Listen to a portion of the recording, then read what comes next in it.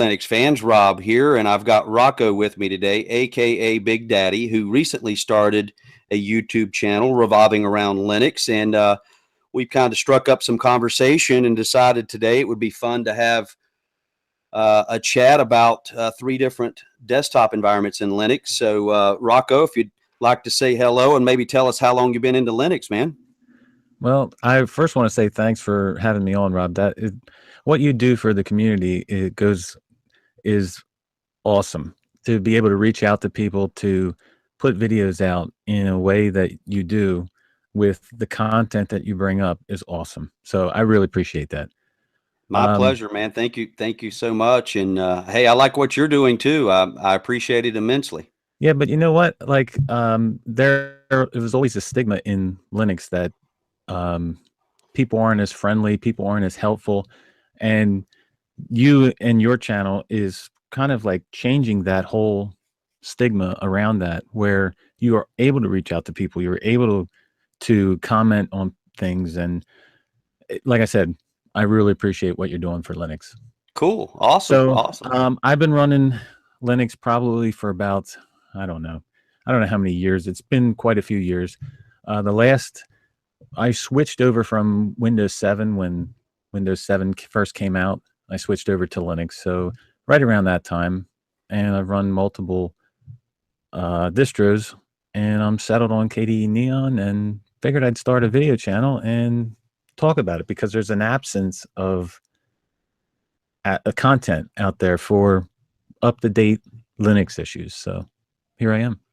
Excellent. Excellent. Well, I've watched several of your videos, and I think the more the merrier. The more people talk about it, and the more that I think the more we show and allow people to realize that hey, there is an alternative. You're not just stuck in Windows or stuck in Mac. And I'm my take is this too, and maybe you and I have talked about this in the past or chatted about this, but if Windows works for you and it does everything you need and you're happy with it, by all means, rock on with Windows or rock on with Mac. But for me, it was really Windows 10. Well, Windows 8 started it for me. I was kind of a fan of Windows 7. Windows 10 really kicked it into high gear for me because, you're sitting there, you've got to do some work, you've got to take care of some things, and you've got an update that's literally taking an hour, which Yep. is crazy. So, Yep. so Well, I'm not a Windows hater either. I mean, I still have a dual boot Windows 10 on my other drive because, I play games and whatnot. So I'm not a Windows hater. They do certain things right. It's just they do a lot wrong, and that's why I'm run Linux. Yep, yep. So, well, today we decided to kind of talk about and share I'm going to say opinions and our thoughts about three different desktop environments in Linux. And maybe what we'll do is maybe we'll cover these three, and then maybe down the road, we'll see. Maybe the viewers will let us know if they, kind of are getting into what we're discussing. But we're going to cover today XFCE, Mate, and KDE. And we're not leaving out GNOME or Budgie or any of the other desktops. We just decided on these three for now. And otherwise, this would be a 4 hour long It could video go on slash podcast. forever. So if you would kick it off, and by the way, too, I just want to make sure people are aware that they can check out your YouTube channel by doing a search for just Big Daddy. Is that right? Yep, Big Daddy will be good. All right, very good. Well, if you want to kick us off with, let's start with XFCE, and just kind of share your take on it, and then we'll kind of go down the list, if you will. Well, I had run XFCE before in the past, and it is, for all intents and purposes, it is a good operating system desktop environment, depending on which one you choose. And it's lightweight, it's fast, there's a lot of customization that you can do. And I have to say, like, showing right now is the Whisker menu. It's probably one of the best menus out there in the distros, just because of the fact that you can customize it. And it is set up in a way, maybe that comes from me being you know, coming over from Windows, but it's set up in a familiar way, but I can then still customize it. So in Windows, you take what they get. Here, I'm still familiar with things, but I can customize it the way I like. So Yeah. there's a lot to like about XFCE, and I mean the panels can be transparent. Um, there's a there's a lot of customizing going on. So it is a nice operating system or a nice desktop environment. Sorry, it No, is. I'm Go with ahead. you there. Yep. I mean, I don't run XFCE anymore because it is kind of, I don't know, dated. It does not receive a lot of updates as far as the XFC part of it. And so I don't run it, but it is for somebody. I can take an XFCE desktop and I can customize it the way I want and make it look the way I want and run it without a problem. Yep. It's just not my desktop environment of choice. Yep. Yep. Well, I would say you and I probably view that almost identically. Um, I would say you mentioned something that made me think about this. So you could take XFCE and let's use Manjaro as an example. To me, Manjaro has done the best job of any distribution out there at making XFCE look more up to date than it typically does out of the box. The way they have themed everything, Yep. and to me, they've got it looking better, I think, than anyone. And also, I agree with you. I think the Whisker menu is kind of the shining star of XFCE, with the ability to go in. And like you said, for me, it's kind of like muscle memory. Yep. You can set it up to be almost identical to the Windows 7 drop down menu, or you can set it up to make it look almost radically different, with the theming. But I guess at the end of the day, I'm like you. While I appreciate it for its speed, it's fairly easy to go in and customize for sure. The Whisker menu again, a plus. But I just at the end of the day, I kind of always feel like I'm working with something that's a little dated, and it's Yep. like if that's all I knew, like if nobody said, hey, there's other desktop environments in Linux that you can try, like if that was it, I would be perfectly fine with it, I think. Yeah, you could definitely use it and run with it without a problem. It's just, I mean, the settings in it aren't exactly the most, I don't know, too intuitive for getting. They're not all placed in the right places, but there's a ton of them in there. So if you dig into it, you can make it the way you want to make it. But like I said, it's just not going to be my choice. Yeah, yeah. And I don't know this for sure, and maybe I just need to read into the development of XFCE, but it just seems to me, and again, I kind of hate to even say this, but I'm going to say it anyway. It just seems to me that it's not as proactive as we're seeing with Mate, GNOME, and KDE right now. No, I don't believe it has as many developers on it. And there was a time, I don't remember if it was 4.1 that came out and then it went to 4.12 where they didn't even wouldn't it was a big issue that 4.12 came out because it was so long in between updates that you didn't even realize anybody was working on it. So That's not a good thing. That's not a that's good not a thing. good thing.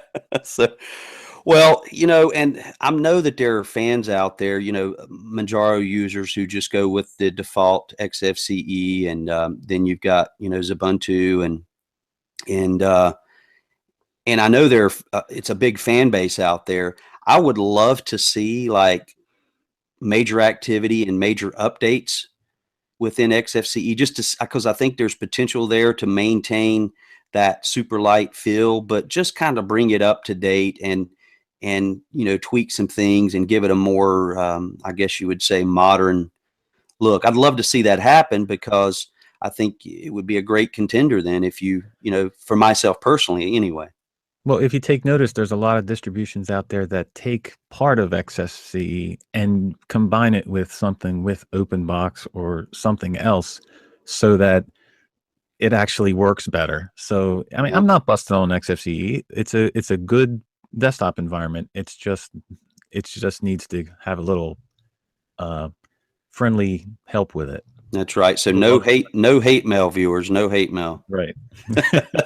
So, well, let's move on to the next one on the list, which is, I tell you, for me, it's always something that I'm pulled back to, and that is Mate.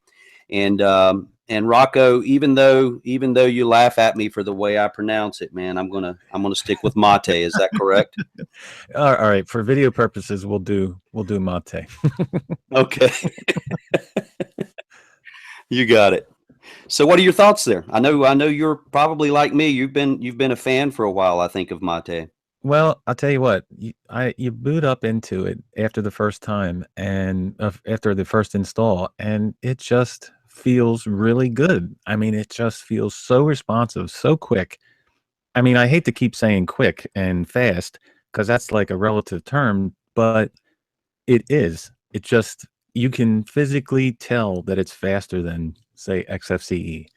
Um, the menu, you know what? When I first started the default menu, I wasn't really I was never a GNOME 2 user, so I was never into the, you know, three-tiered menus, but it grew on me and it's it actually turned into one of my favorite menus.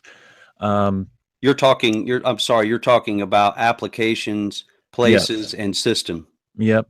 Yep. It just has everything laid out right. Now it's not perfect. I mean, there could be a little bit more details in it as far as changed around, but for all intents and purposes, you know where the applications are. You know where I love having the places area to go to, and Hmm. you know where your system stuff is.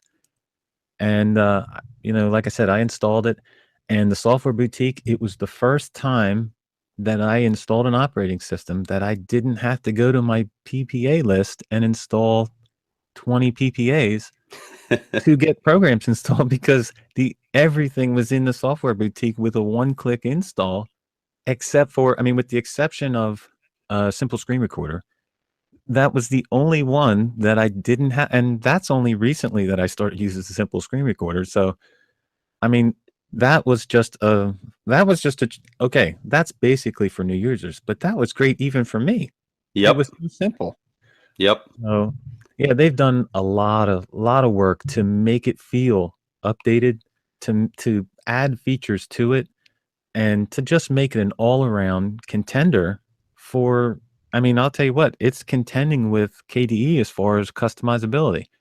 Yep. It's not quite there yet as far, you know, in the detail as KDE is, but as far as being able to do what you want to do with it, it's right up there. So I had a hard time going back to KDE there for a couple of minutes. I'm like, man, I don't want to lose that, you know.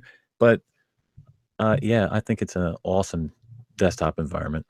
I'm with you there as well, and I I'm going to say the best implementation of the Mate desktop environment is without a doubt Ubuntu Mate.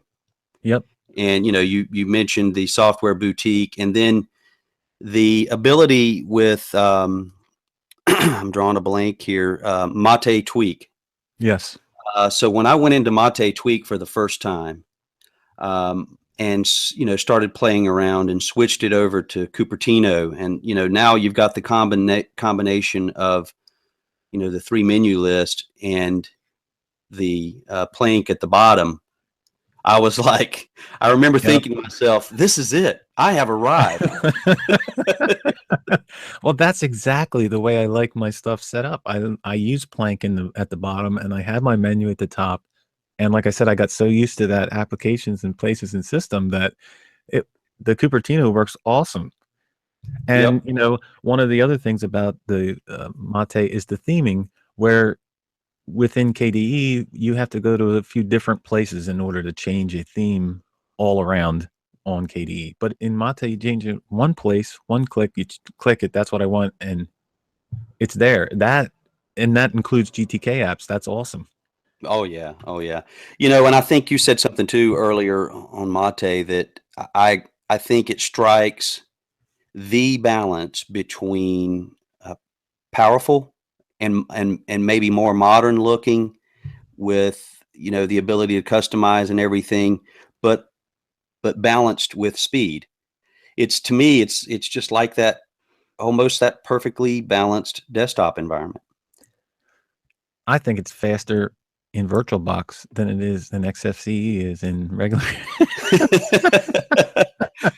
So, you know, I'm sorry. There was a bust on X. I'm sorry. I won't no, do that. that's all- no, it's okay. I mean, really and truly, I think if you and you know, I'm a car fan. I'm into cars, so in my brain, I start comparing things to cars. But you know, so you've got the Chevrolet brand, and then you've got the Cadillac brand, right?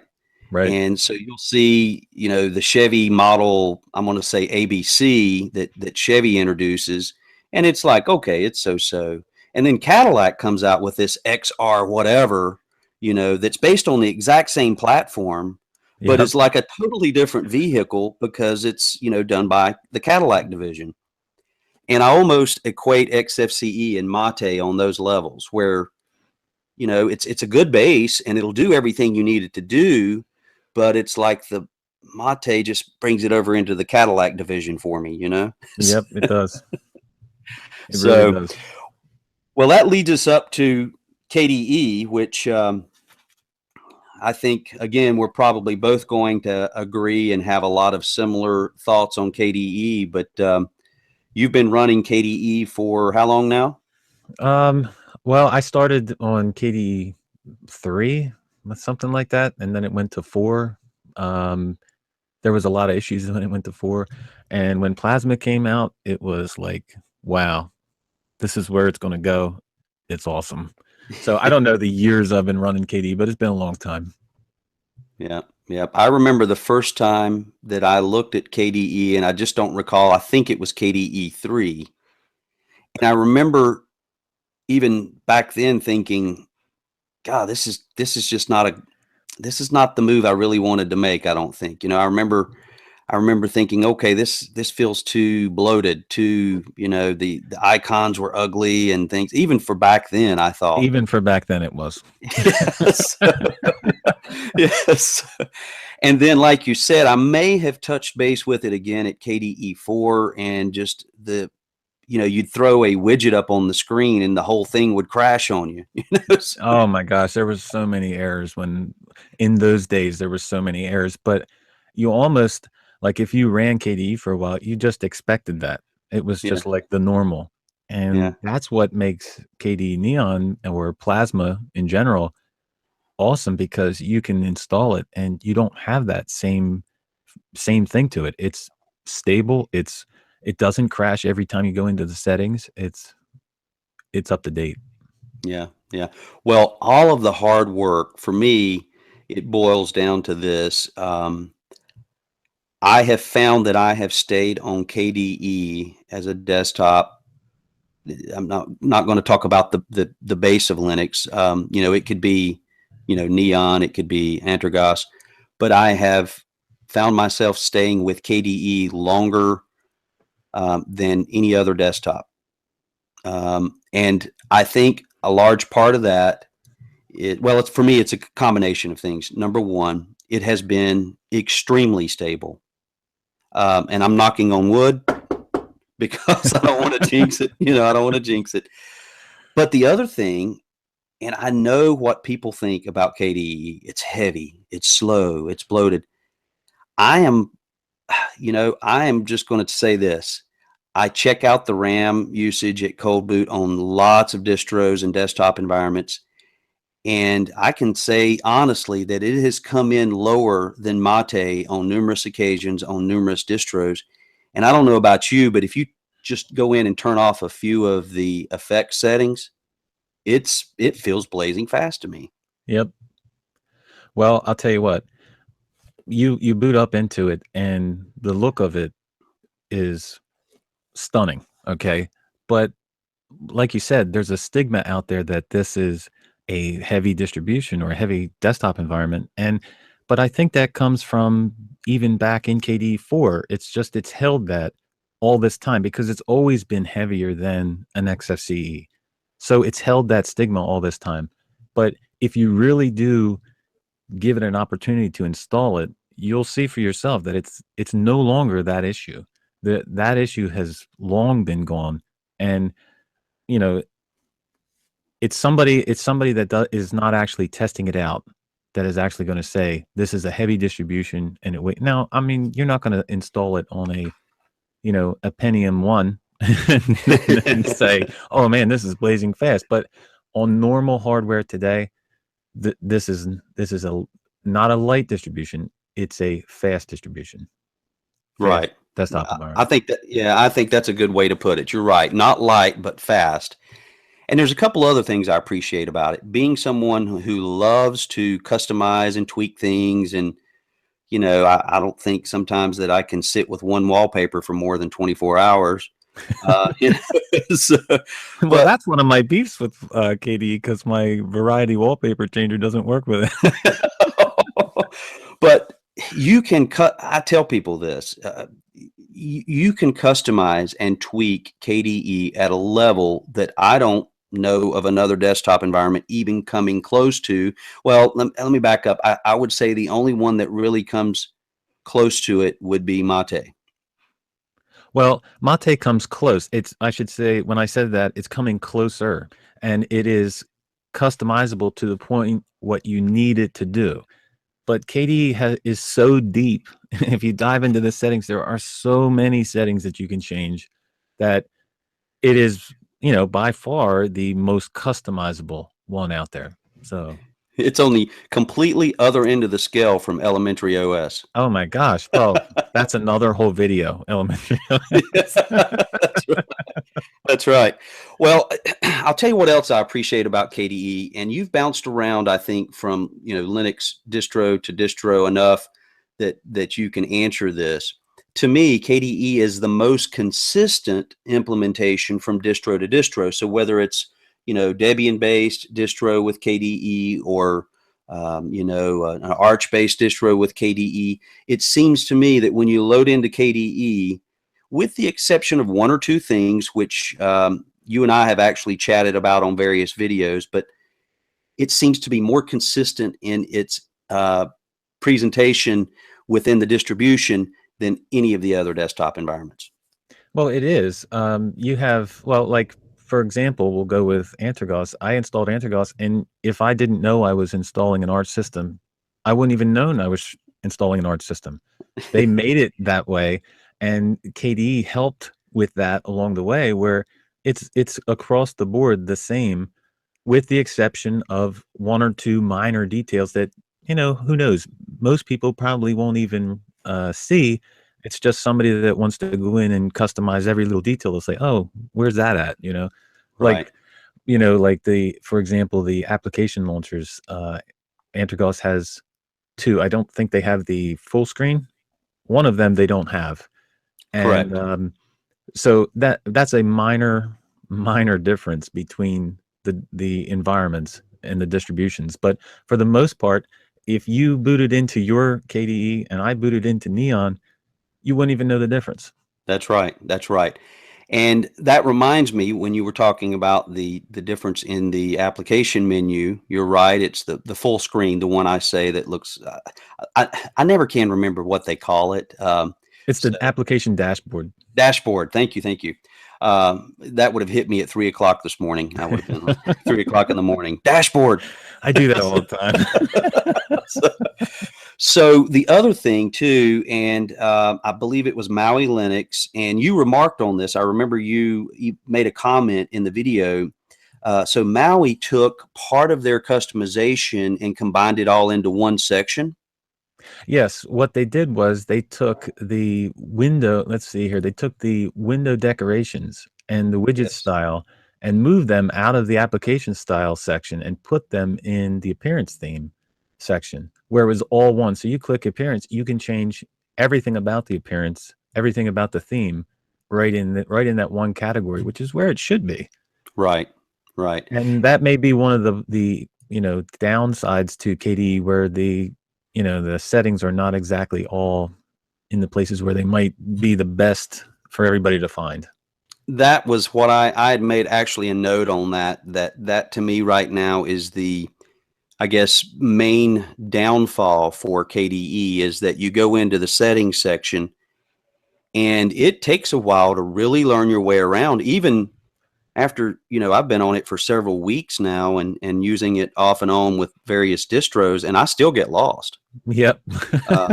going into settings, and I'm like, where was that again? But And that's a good thing. I mean, that's a good thing that there's so many settings that you can get lost in it. I mean, but I'm going to say that that's the next area. I think they're at a level now where the stability is there. Never quit working on stability and security. Those are the two things you always should focus on. However, I think they're at a level now where they can start to focus on some of those additional tweaks where they can combine settings and maybe give the appearance of a simpler system without losing all of the things we love about it as far as settings are concerned. I think yep. once they get to that level, man, there's going to be, I think it's going to me, just be number one for me. So, Well, the one issue that I have, I would love to see them work on is the sound applet, where, mm, for example, if in Cinnamon you click the little drop down menu or the sound area, you can switch from sound output to sound output instantly right from that menu. And you don't have to restart applications. oh, That would nice. be an awesome feature if it was put into KDE. Yes, it would. Yes, it would. And I agree with you. It's a hassle every time I go to set up my external mic and things like that. And one other area too, I wanted to ask you if you have experienced this. So you boot in and your Bluetooth is on. So you go in, if you're running on a laptop, your Bluetooth is on, and you turn it off, and it should remain off until you turn it back on. But within KDE, what I've noticed and this is again from distro to distro, so I think it's a KDE thing, is it turns on automatically. I believe I don't have any experience with it turning on by itself, but I believe there is a service running in the background to Okay. start up Yep. for the Bluetooth. That's right. Yeah, you're right. You know what? That's exact. See, it's all Yeah. worth this conversation just to think about that part, man. So, if you were today, if they put you in a room, locked you in a room, Rocco, and said, "Man, you have got to choose one desktop environment that you're going to use for the next year," what would it be? Hold on, let me think. KDE Neon. Awesome. Did I Yeah. take too long? Yeah, I think I would. I think today, right now, faced with that same question, for me, it would be KDE as well. Um, and it wouldn't so much matter for me, really. Yeah, it would, but even if it was a Debian based Ubuntu based off of Ubuntu or KDE Neon or Antergos, I would be fine as long as it was KDE with Yep. those main solid stable distros. Well, you said if I was locked in a room and I could only have one, I could definitely get along with Antergos. But I have my Now I choice. want now I want to ask you this: did you have an opportunity to try OB Revenge? I did not. I have that planned on doing a review on OB Revenge because it looks awesome. I watched your video on it, and it just looks like Jody has put so much work into Yep. making it easy. But I've had, like, my desktop right now doesn't even look the way I normally have it because I'm trying to do videos as I installed Neon and I'm doing a video on customizing the panel. So I have to leave everything, or I'm trying to leave everything the way it is by default so you can see it, so I can walk through how I change it. So Cool. it's backed up everything as far as other videos, but yeah, OB Revenge is definitely on the list to do, but I haven't checked it out yet. No. Well, I bring that up because Jody has implemented. I mean, he gets it. Like, I've had conversations with him, and he understands the heart of a distro hopper. He Right. understands that people really love to change things up. So he's introduced the panel switcher, inside of OBR, and it was so awesome because I had one conversation with him early on, and he said, "Hey, what do you see here that you'd like to see changed or added?" And I said, "Oh man," I said, "I'd love to see Mate implemented here." Yeah. So in his next version, in his panel switcher, he put in Mate. So it's that combination of, okay, if you're good with the stable base, and if you got a good stable base and you like everything there, Well, without having to reinstall anything or go through a tremendous amount of, let's install a new desktop environment on top of this other one and pray that everything works the way it should, switching Right. between the two. This panel switcher thing really gives you a great feel that, okay, I've changed my whole way of working with this thing, and it's getting there. So, Well, I look forward to looking at it, installing it, and I mean, if those things get implemented, those are just little like the cream on the top yep. for something like that because it's already a stable distribution. It's already got things that in it that make it nice. So all those little things just add to it.